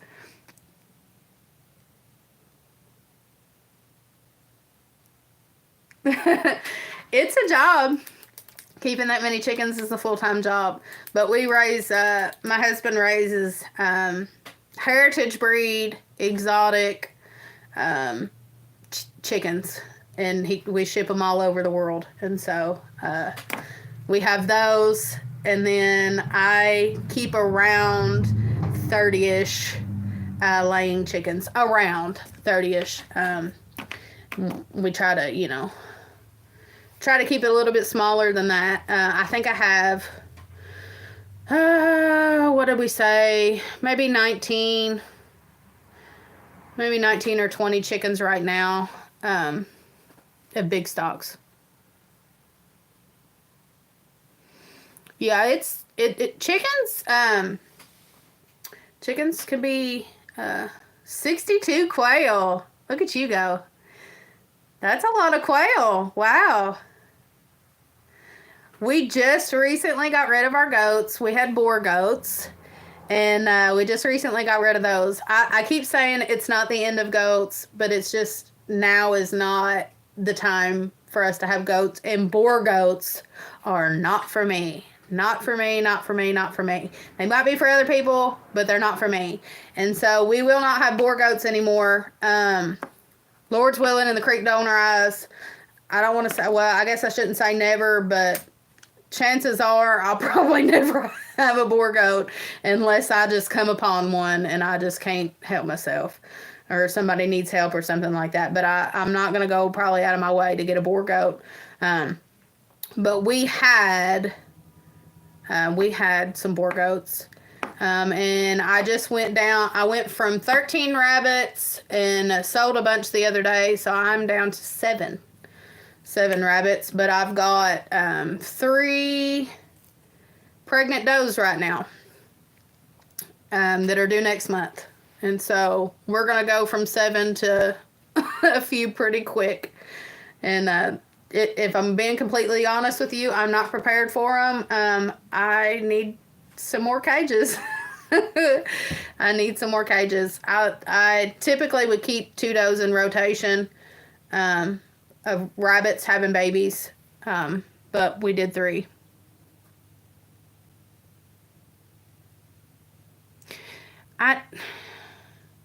Two Nigerian dwarf goats on farm, Dolly and Dixie. That's cute. Both expecting in late April, early May. Yeah, the goats that we did have, I sold them pregnant. So they're gonna have babies March, one in March, and two in April. There was 3 does pregnant of the goats. Wish you could identify the potato bug and research how to prevent them. Yes. Why did I guess I never... I guess I looked them up, but I never did look how to prevent them. I don't know why I didn't, Daisy Q. Why? Sometimes things just go right over my head. I have plans to breed my 5 does. To breed 2 of my 5 does next week. All right. I'm excited about spring babies. I'm really excited about spring babies. We did try winter baby rabbits this year, and I'm not a fan of breeding rabbits in the wintertime if you don't have like a heated situation going on. I found that my rabbits, my grow outs, were a lot smaller this winter than they typically were. They also, it was hard to keep weight on them. And I was free choice feed and hay is what they were getting. And they made it to 13 weeks. They are Flemish Giant, and they were Flemish Giant and New Zealand Cross, and they made it to 13 weeks, and they were a little over 4 pounds. Had one that was a little over 5, and it was a doe. But I don't know. That's just not where, that's not where they should have been. And it was hard to keep weight on them. And it was also hard on Mama. Something else that I had a problem with was nest eye. And I've never had a problem with nest eye. I never had any problem with getting nest eye. And I had a doe that all of her kits would not open their eyes. And it was a whole thing every single day, having to go out there and clean eyes and open eyes and make sure their eyes were open. And so that winter breeding, I don't think I'm going to put myself through that again. Look them up and maybe identify, since I think they took out my potatoes too. I'm on my phone right now, Daisy Q. Hey, Lakin. I think she's in bed. Tell her to bring that other phone up so I can Google something real fast. I had 1 litter of kits November 30th. They did awesome, and that week it was 19 degree low, mid-30s in day. They were about... Right. Now, yeah, see, the first litter was October 31st, and then 3 days later, November 3rd. Can I have the white phone, please? I need to Google something. They were, November 3rd. They were New Zealand Flemish Giant Cross, and they were the smallest rabbits I've ever had. His grow outs, and it was like you said, 10 weeks, and they were 4.5 pounds.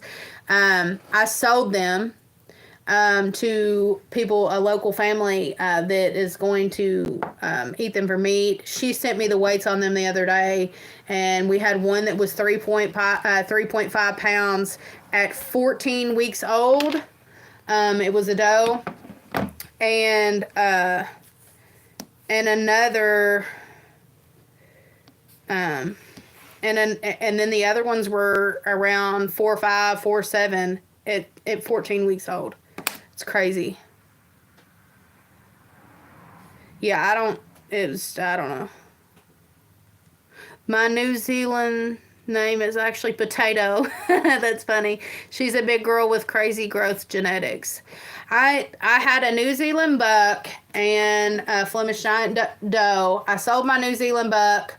I sold all of his offspring besides one buck that is obviously Flemish and New Zealand, and I bred him back to his mom because of his color. And I'm going to see I'm going to see what they produce in color. And I'm thinking, and we've talked about it, and I believe that I'm just going to get out of the New Zealand Flemish Giants, and I'm going to start breeding standard Rexes, but I don't know that for sure right now. Okay, hold on. Potato. Let's see. Large potato bug. Let me see. I'm looking it up, Daisy Q. I'm going to see if I can find it. Oh, wow. Okay. Yeah, this is it. It's called a Jerusalem cricket. So if you can see. I'm trying to find a good picture of it and I'll show it to you. Right here. Can you see it? That's what was digging through my potatoes. A Jerusalem cricket is what it's called. Thank you. Awesome. Thanks for coming back. Yeah, Daisy Q, if you're still there, Google Jerusalem cricket. If I wasn't on live, I'd look up and see, how to prevent them, but that's what they're called. They're huge. But yeah, I think that what I'm going to do, although standard Rexes are not, like your best meat rabbits. I've talked about this on a video before. I'm not looking to fill my freezer with meat rabbits. I'm looking to have meat rabbits in the freezer that we're going to, eat every once in a while, but I'm not trying to fill my freezer, which sounds crazy coming from a farmsteader, a homesteader, but I'm just not. I would rather have chicken and pork and beef in the freezer. Not that rabbit is, horrible or anything like that, but I would rather have those things. That's the things that I'm most comfortable cooking with. And standard Rexes, I think, are going to be a good size. Like you're saying, the pelts. And we do raise and have recently started breeding and getting into pedigreed mini Rex rabbits. And I feel like if I went ahead and got pedigreed, I'm sorry, if I went and got, let me get a drink. If I went ahead and got pedigreed standard Rex rabbits, we would be able to sell show stock, we would be able to have pelts, we would be able to have meat, and we would be able to have pets. Love you. Gonna hop off here. Been a bit busy with the baby. She's sleepy now. Have a good night. Night, Chas. Love you. God bless you. And they're beautiful. Like if you're wanting, I have New Zealand, or I've had New Zealands. They're pretty. I've had Flemish Giants. They're beautiful. Have mini Rexes. They're beautiful. And standard Rexes are just as pretty as the mini Rexes. And if you wanted to grow a pretty rabbit, they're good for that. I was at a rabbit show in December. Standard Rex $350 up to $500 for a dang rabbit. Yeah, that's insane. That's insane. We have the mini Rexes, and I think the highest we've paid, highest maybe $45, for a pedigreed mini Rex rabbit. But I have connections of people local that I feel like I haven't talked about it yet. Like I said, we're, it's just kind of in the, like in our minds that if we just went ahead and sold out of the Flemish Giant and the New Zealand, the Flemish Giant and then the Flemish Giant New Zealand cross, that I'll just go ahead and replace them with standard. But we're going to see what they show. Clover is our Flemish Giant, and then Blue is our Flemish Giant New Zealand cross. They're absolutely beautiful. They're absolutely beautiful, and I love them. And Clover was our first rabbit, and she's a wonderful mom, and it would be hard to get rid of her, but you got to do what's best for you, and so it is what it is. The woman selling was the head of some Eastern Rex group too, and she has won many, many shows. We have a rabbit in here right now that we brought home. He's in there in the living room, probably asleep, that we just recently acquired. His name is Dallas. He's a mini Rex, and he has won multiple shows too. I think it has to do with connections as well. Like she's selling a rabbit for $300, and I'm not saying that her rabbit is, worth $350 or $500. And I know that people have bought show rabbits for that. But if you get him in with the right people, like this rabbit did wonderful in shows. He's gotten best in show. He is, he's absolutely gorgeous. He's a black otter, and black otters are beautiful. But we got him for $25. Because I bought 2 different rabbits off of this woman.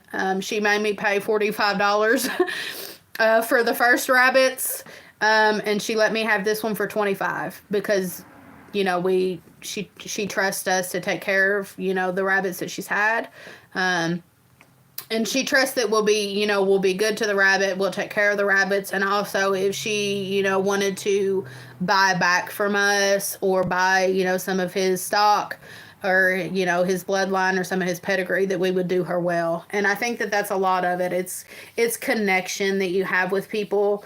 And honestly, we had the show goats and we had the show rabbits, and I feel like just in our area in general, people have been more willing to help us with the rabbits than they ever did with the goats. And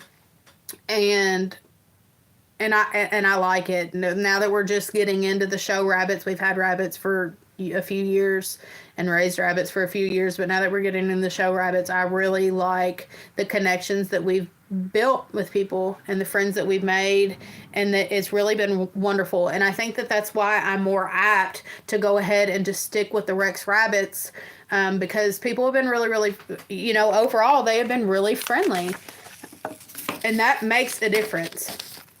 If you want people, especially when you have big groups like that, if you want people to be like, in your group or in your club or whatever, those show animals, they have clubs and stuff like that. If you want people to make it enjoyable for them and make it a good experience for them.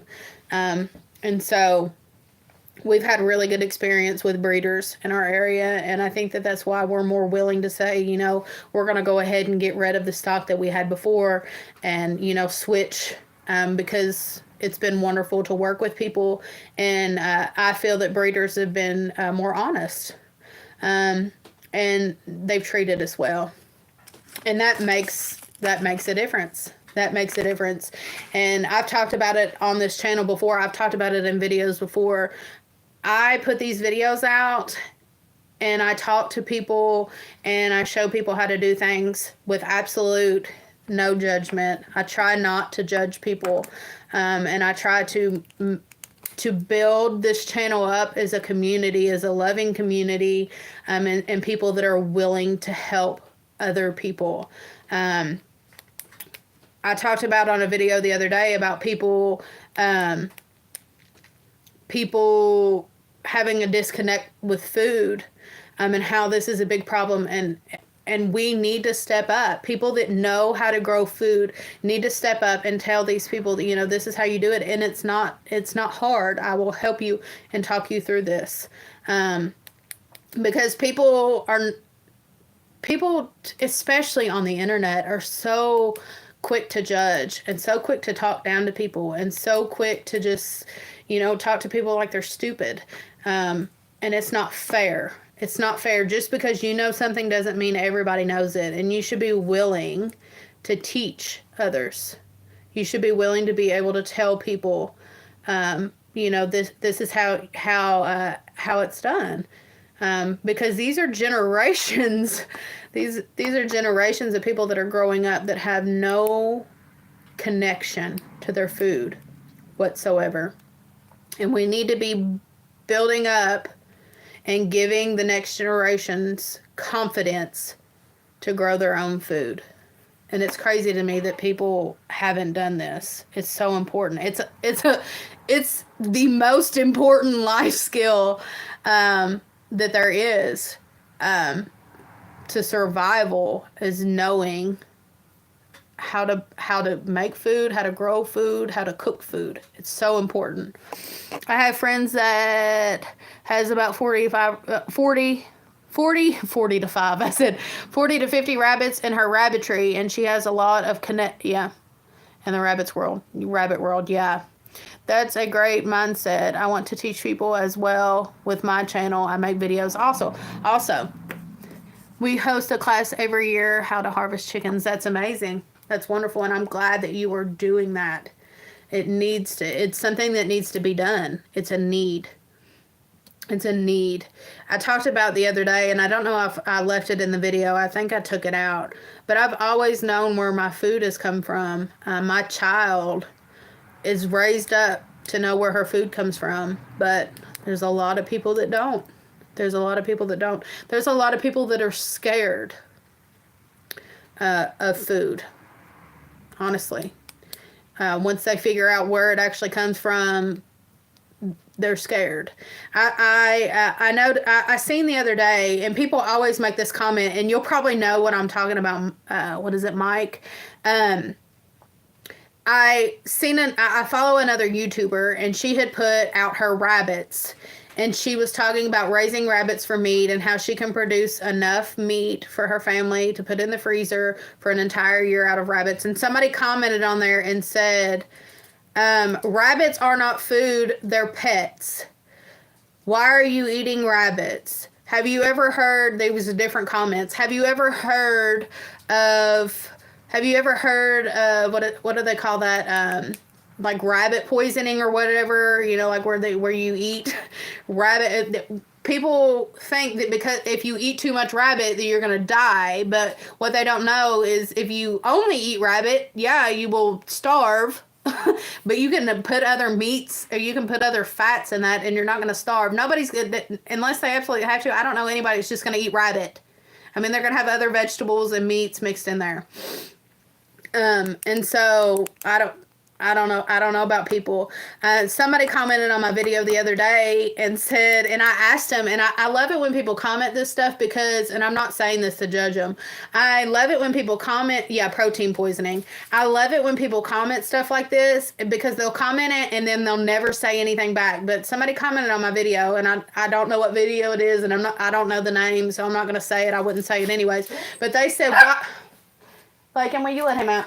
They said, why are you growing food in polluted ground? Oliver, come here. I'm getting them. Why are you putting food in polluted ground? And I said, polluted ground, what's polluted about my ground? And they never did, or polluted soil. They never did say what was polluted about my ground. So I don't know if they're just completely against growing food or what. But people, if you think there is something truly wrong with my ground, tell me. Tell me why you think there's something wrong with my ground. And if I agree with you, I will do my best to fix it. But people get on there, they make comments like that, and they have no clue what they're talking about. Have absolutely no clue. They've heard something, so they just repeat it. And it doesn't... And then they post it on somebody's video to try to downgrade them or talk stupid or like act like they're talking stupid or don't know what they're talking about when really they don't know what they're talking about. Okay, let me see. You post. We have to. Same with my daughter. She will know where her food comes from. Yeah. I'm a first generation farmer too. Hello, my mom always says she prays during my harvest days. That's wonderful. My response is, does she pray for the food on her plate? Yeah. And she knows my animals live a good life. Protein poisoning, yep. Yeah, I'll eat bark off the tree if I only had rabbits. Yeah, I mean, it's survival, bud. Oh, Lord, the other side of YouTube, LOI, I get those people too. I just educate them, and if that doesn't work, then I ignore them. Yeah. Maybe they have a pH problem with their soil or something. I have no clue. I don't know. They said that my soil was poisoned. And I don't know if it's where people are on and I had nothing against raised beds. We have raised beds on the farm, and that was my automatic thought. That he has seen people raising food in raised beds, so he thinks that that's the only way that you can, I don't know if it's a girl or a boy, I can't remember, that they think that that's the only way that you can produce food. And that was my thought, that maybe he thought that because I was planting directly in the ground that it was polluted. I don't know.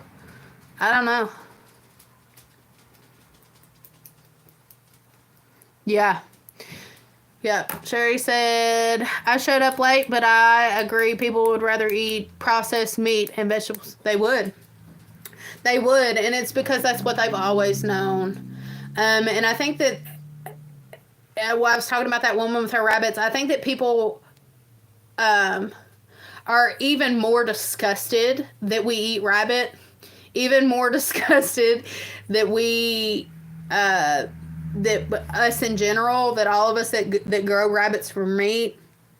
How in the world could we eat a rabbit? I think I seen on somebody's video that somebody said, would you eat your cat or your dog? That rabbits are pets. Rabbits, as far as I know, I mean, I might be totally and completely wrong, but I don't think rabbits were domesticated for pets. I think they were domesticated for food. I think that they were taken out of the wilderness, out of the wild, and raised for meat. They weren't raised for pets, is my understanding. But this, I mean, people make pets out of cows too, and they have them in the house. Does that make them any less? Does that make the steak taste any less good?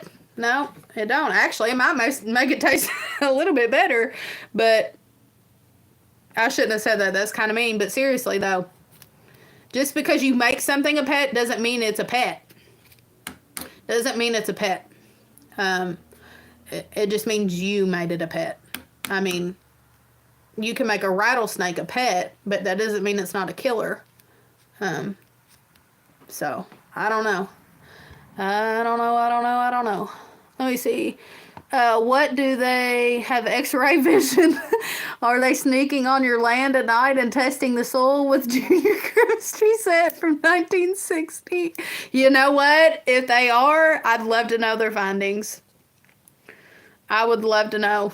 I've never had my soil tested, but I'm going to guarantee that it's 100% clay.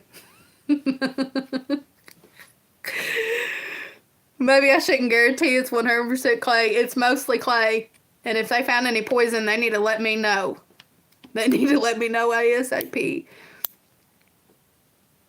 If they only knew what they were truly eating. Absolutely. Absolutely. Absolutely. I've never had rattlesnake. He said rattlesnake tastes good too. I've never had it. I know people that have eaten it. I've never had it though. Monks used to raise quail and rabbit for food since the Vikings time. Yeah. Yep. Yep, they have. Hello, I have a mix here, mostly rocks.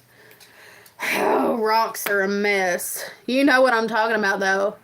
There's parts of Kentucky that is just beautiful soil. Our soil here, where we live at, where our place is, but our farm soil is clay. It's swamp. It's clay. And then you go a little bit farther down the road, and it's clay and slate rock. He said I farm rocks. Yeah.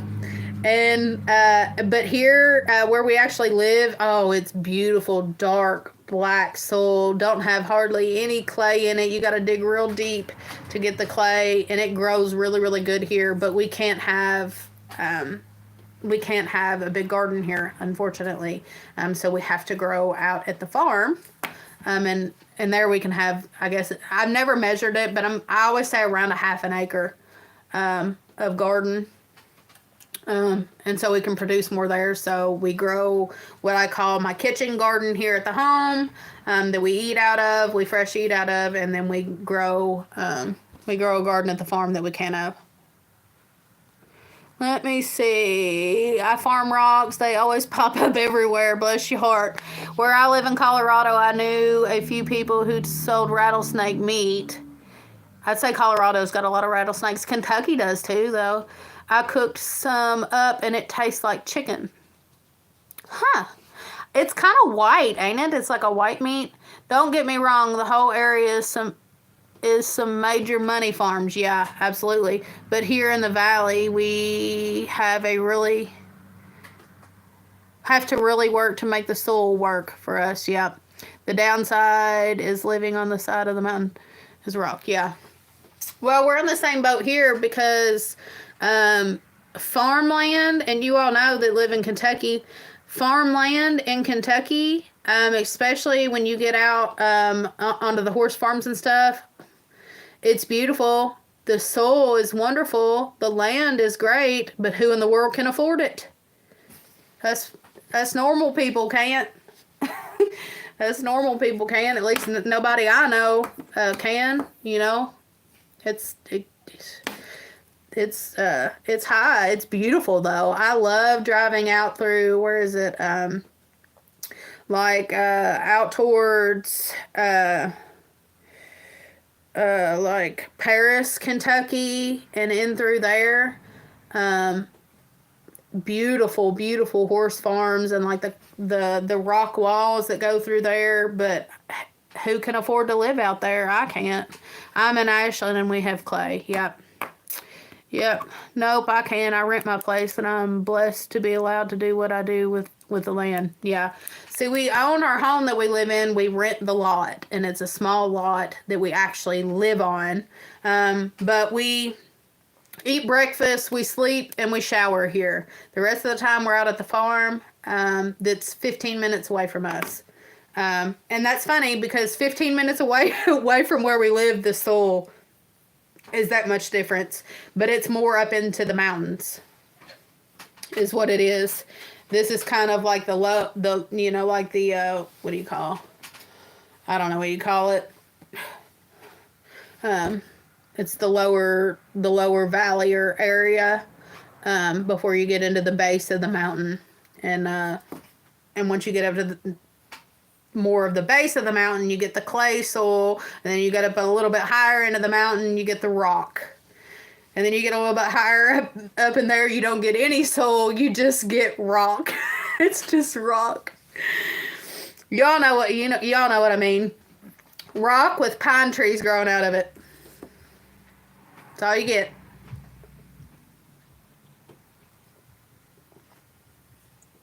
But it is what it is. We make do. We've been making do for centuries. I haven't, but Appalachians have. They've been doing all right. They didn't die out. We're not a dying breed. But anyways, it does make it hard.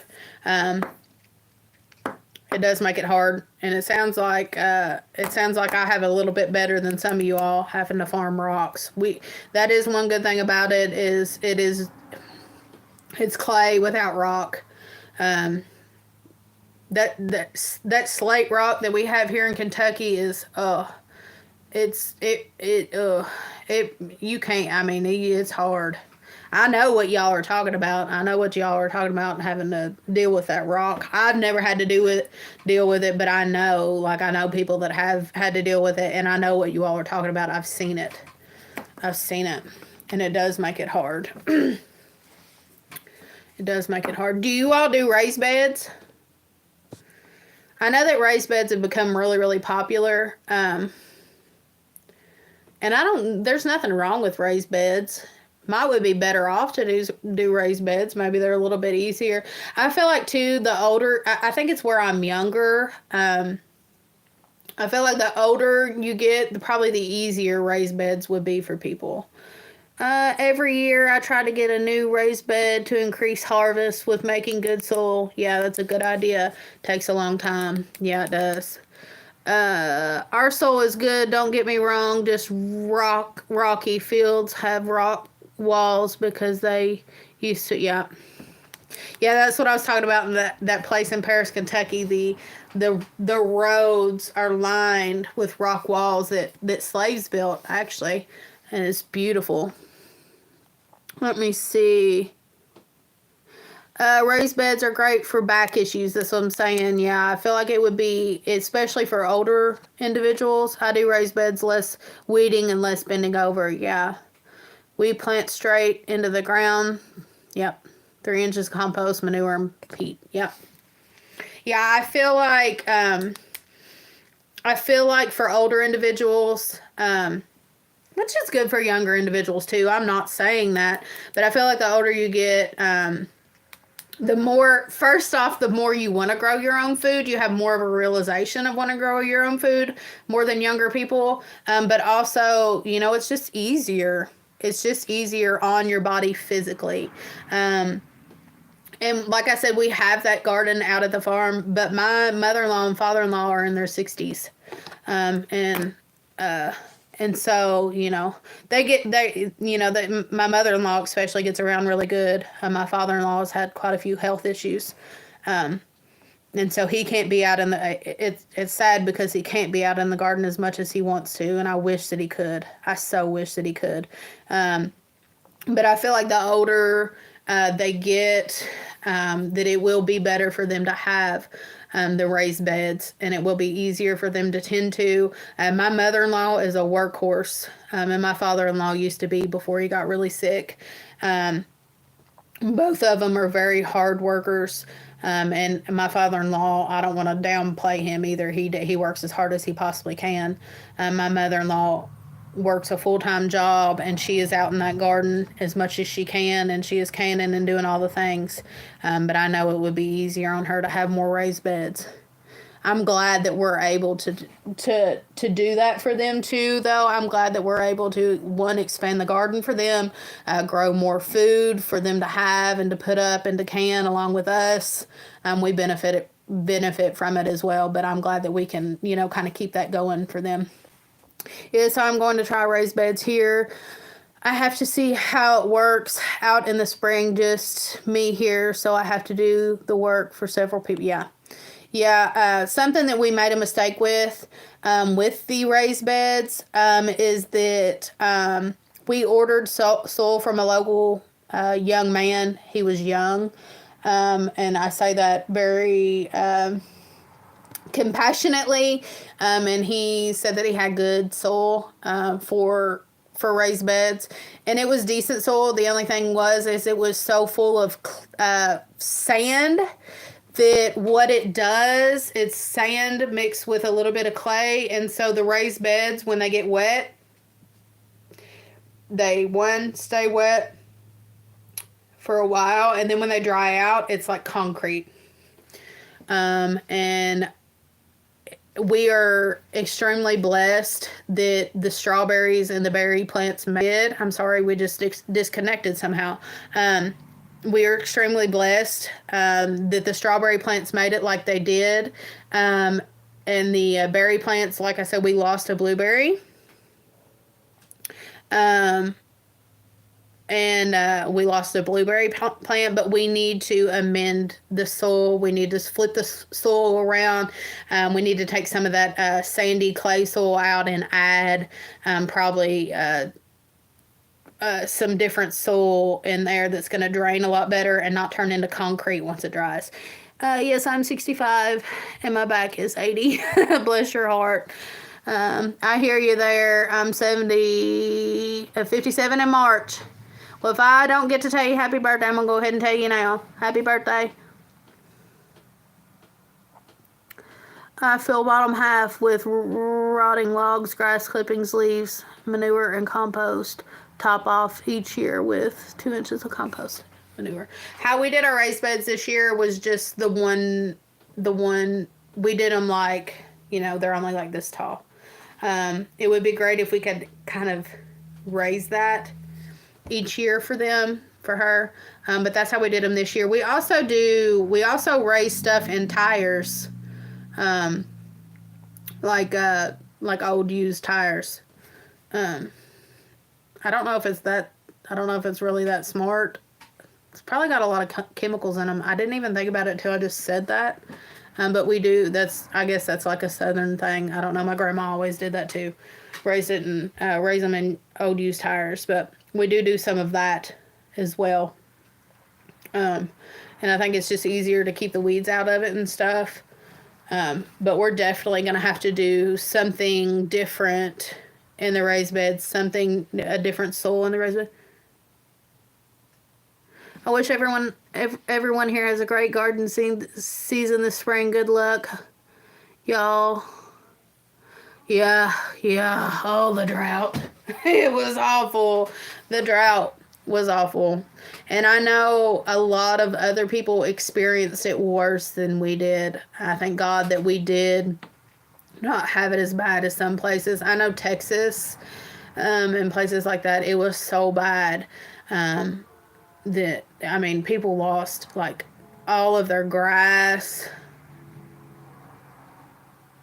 Yeah, raised beds are just better for older people. I agree. They're easier. They're easier, I think, and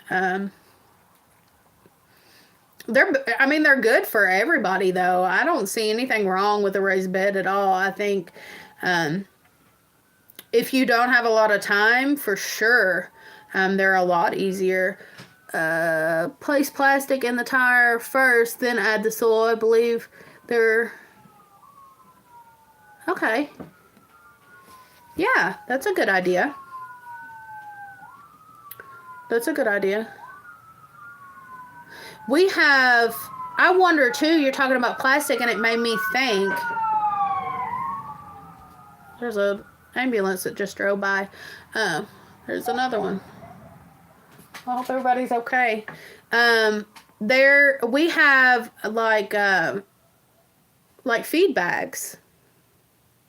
And I wonder if we could cut those feed because, I mean, if our animals can eat it, you would think that, you know, it would be okay for our plants to be on. We could put those feed bags in the tires and then put the soil on top. You getting sleepy? What time is it? Oh, goodness, it is. She's coming in and looking at her mama. You getting sleepy, honey? Yeah. She's my, what I call my Velcro baby.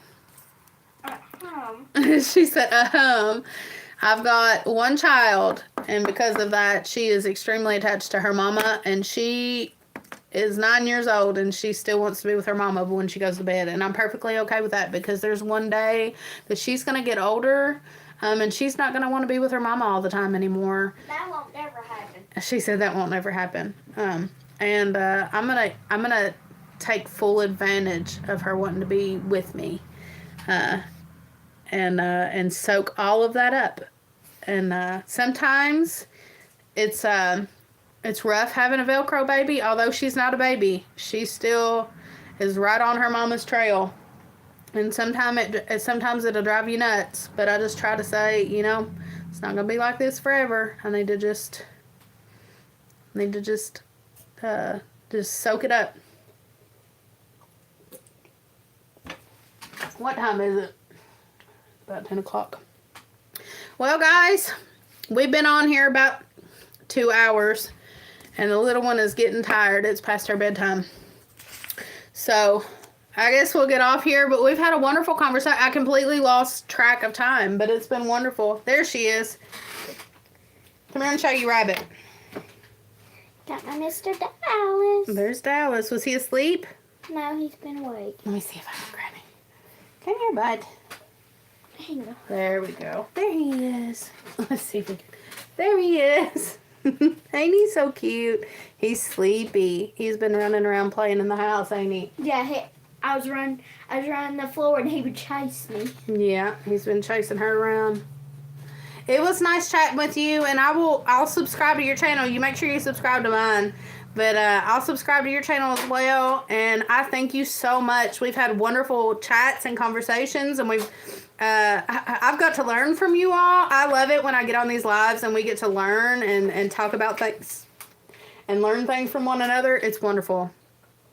You all are wonderful people, and I appreciate you all so much. It's been very nice chit-chatting with you all. Let me see. Okay, it's been great hanging out with you all. Awesome. Your daughter's great. Good night, y'all. Good night. It's definitely been, check out if you're subbed already. Awesome. Thank you. I'll try to, like I said, I'm Lord's will, and I'll subscribe to you as well.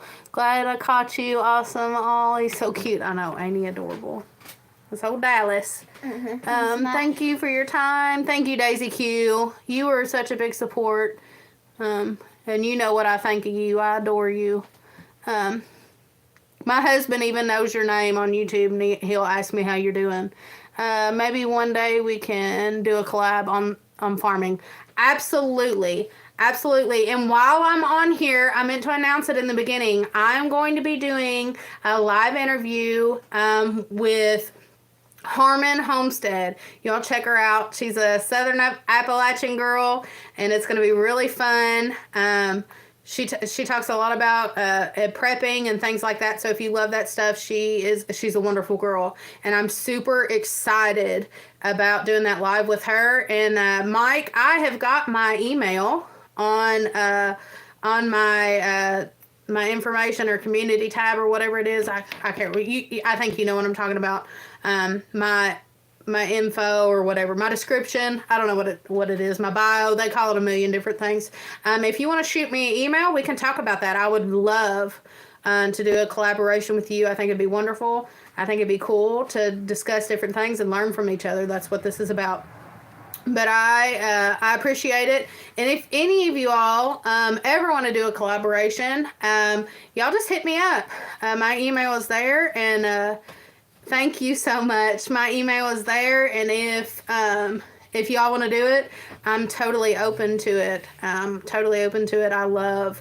I love just making friends and meeting new people. I love learning from people in general. What do they call them? Like a always learner or whatever. I love just learning new things and soaking new information up. So I appreciate it, y'all. You all have been so what? Oh, buddy, he's getting tired of me. He's getting hot, actually.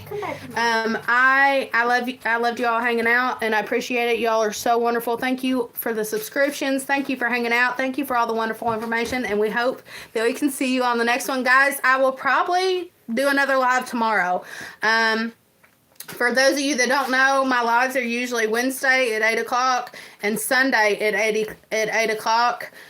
But I didn't do one last Sunday because it was Super Bowl, and I didn't do one Wednesday because it was Valentine's Day. And, people were spending time with their family then. So anyways, Lord's willing and the creek don't rise. I'm going to do another live tomorrow evening at 8 o'clock. Like I said, Lord's willing. I'm not going to promise nothing, but that's usually what I try to do. I strive for Wednesday and Sunday. So anyways, guys, thank you so much, and hopefully we can see you on the next one. We'll see you later. Bye. Can we